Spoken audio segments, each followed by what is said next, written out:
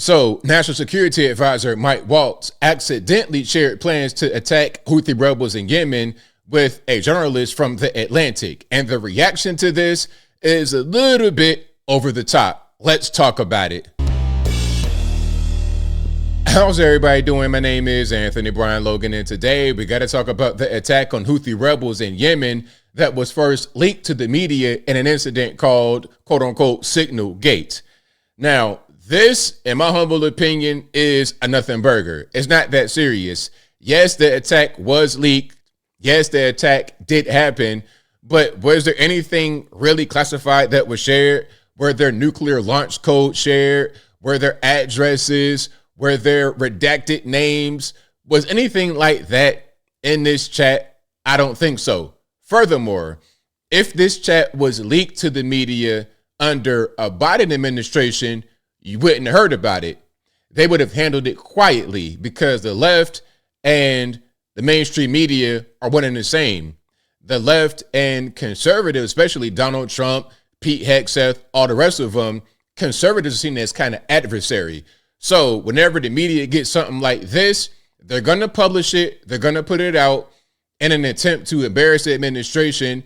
But it's not really about national security purposes, because if it was about trying to preserve our national security, then you wouldn't have put it out. But before I go too far into it, let me explain to you what happened here.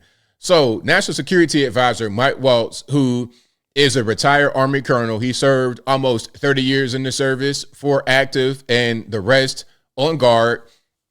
He was also in the U.S. House in Florida. 2025, he becomes appointed to the NSA, I suppose. He's an advisor. Now, his job was to organize this secure chat on an app called Signal. Signal is the best of its kind because of the end-to-end encryption. It's a very secure app. However, what he says is that he mistakenly added a journalist from The Atlantic to the chat. Now, we'll get to his explanation of how that happened a little bit later, but that's the general gist of it. It was a mistake. I added someone to this chat who shouldn't have been there. They are a journalist, and of course, they did a whole story on what they saw as part of the group. Now, before I go too far into it, let me just show you the article that this man wrote, okay? The guy wrote an article on The Atlantic. Is right here. Okay, it says the Trump administration accidentally texted me its war plans. And it's not about war plans. It was about an attack. This has kind of been changed a little bit ever since it was published. But you can see right here, the Trump administration, that's the whole thing. You would not see a headline like this if it was the Biden administration. I can guarantee you that. But the subhead says, U.S. national security leaders included me in the group chat about upcoming military strikes in Yemen. I didn't think it could be real. Then the bombs started falling. By Jeffrey Goldberg. That's the person who was added to the chat and wrote the article. Then we have Pete Hegseth, JD Vance, and that is Mike Waltz. And I think all 3 of these guys, including Vance, were in the chat. Okay. Now, I don't want to hear The Atlantic say that Signal is not a good app to use, because in 2017, it said it's the best app to use. Look, Signal, the gold standard of encrypted messaging and calling, is used by staffers who work for President Trump, Barack Obama, Hillary Clinton, Andrew Cuomo, Bill de Blasio, and so on. So that's that. We'll move on here. Now, here are some of the chats that were leaked. It might be a little bit difficult to see. Let me see if I can do this way. There we go. So it says team update, time now, whether it's favorable. Just confirm with CENTCOM. We are a go for mission launch. F-18's launch, first strike package. Trigger-based F-18, first strike window starts, etc. You see what's going on here. So these are the actual plans. And JD Vance is here. We go back to this one so you can see it. He says, I will say a prayer for victory. Okay. And then you have Joe Kent, John Ratcliffe, Pete Hegseth, Mike Waltz, who's the guy who put the group together. Again, if you want to see this or the article or anything, check in the box, IG, check in the bio, go to the website. You'll see an article with everything right there. Now, of course, we got a lawsuit. There's congressional hearings. There's all kind of stuff going on as a result of this leak. Another witch hunt, another nothing burger. Okay, it's really nothing to see here. But you see, now you got Pete Hegseth getting sued, going to court. That's what they always do. They love court. The left, one thing the left loves is court, 100%. But this really won't go anywhere. It's just a way to try to say that the administration is incompetent. Now, we talk about incompetence. Who was behind the Afghanistan withdrawal? I don't want to go down that road, but I'm just asking the question. Okay, now here is Mike Waltz himself, the man of the hour. Here he is explaining what happened.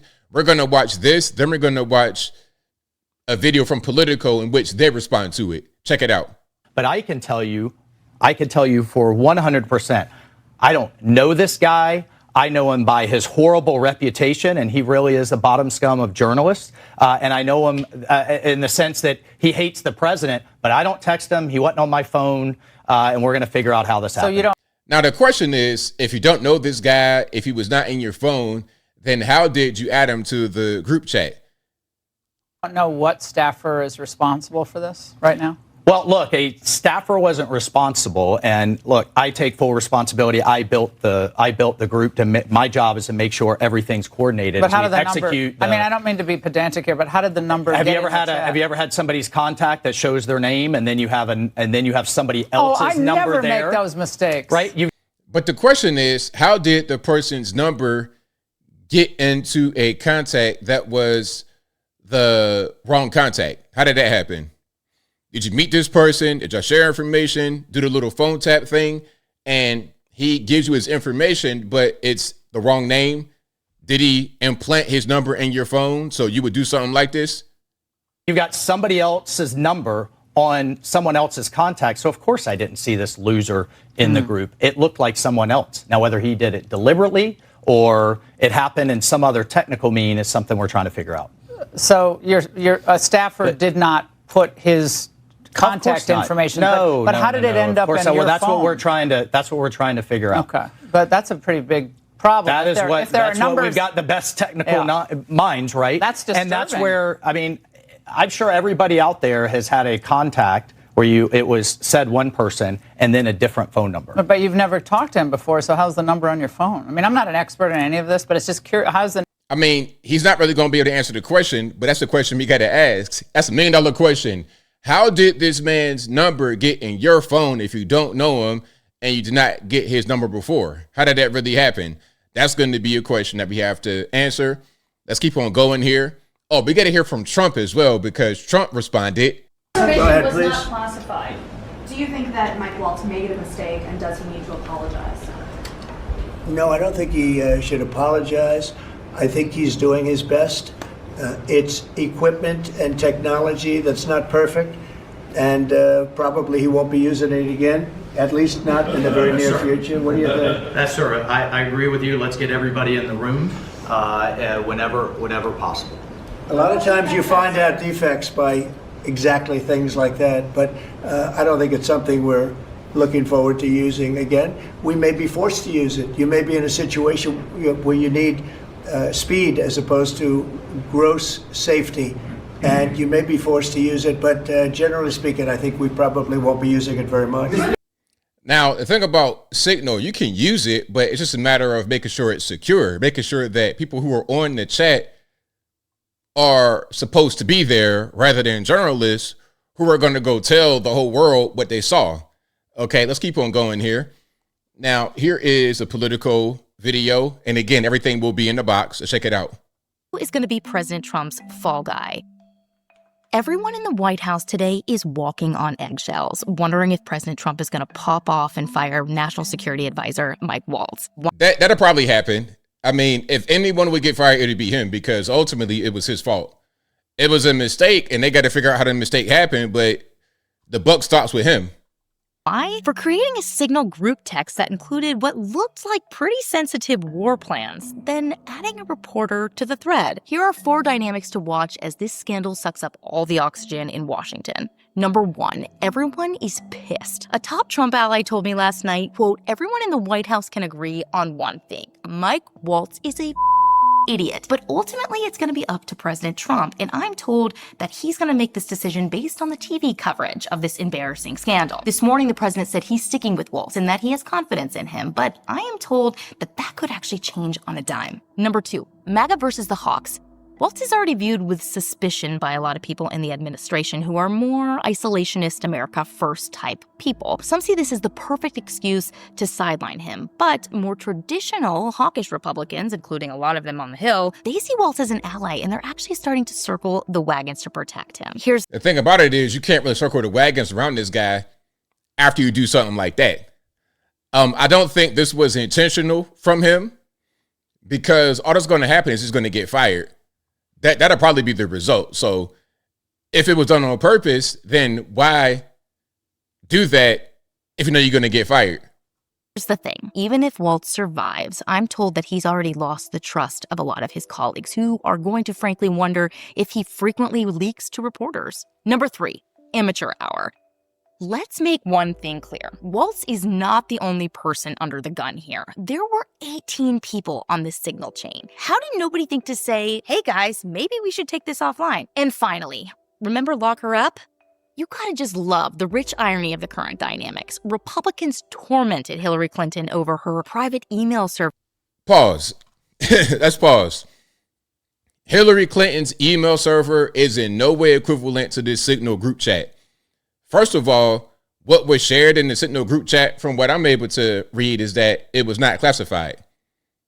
And even if it was, not the same thing as Hillary Clinton having a private email server in her house, which from what I was able to grasp, it was to bypass a lot of systems that would monitor what she was sending.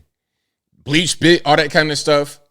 Also, she was sending classified emails to Huma Abedin, her advisor, whatever you want to call her. And at the time of this, Huma Abedin was married to Anthony Weiner, who was a pervert, allegedly, had all kind of weird things on the laptop, the same laptop in which Huma Abedin would access the emails. So if you go on these random kind of weird X-rated sites, your laptop is easily compromised and the emails are also easily compromised. So there's not really a comparison in my humble opinion, but I digress. Server scandal for years. Now they're rushing to defend the administration right now. Democrats, of course, on the other hand, they're pouncing on this controversy after they defended Clinton. Guys, only in Washington. All right, so there we go. That is the Politico, and that is the general story here.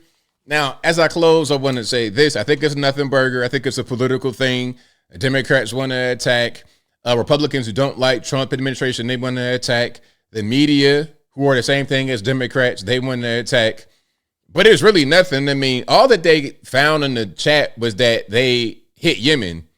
Okay, what's new? They've been fighting over there for the past 1,000 years. So what? That's nothing really serious. If you had nuclear launch codes or passwords to government servers or something crazy like that, okay. But a Yemen strike, I think it's nothing burger and a way to make the administration look incompetent.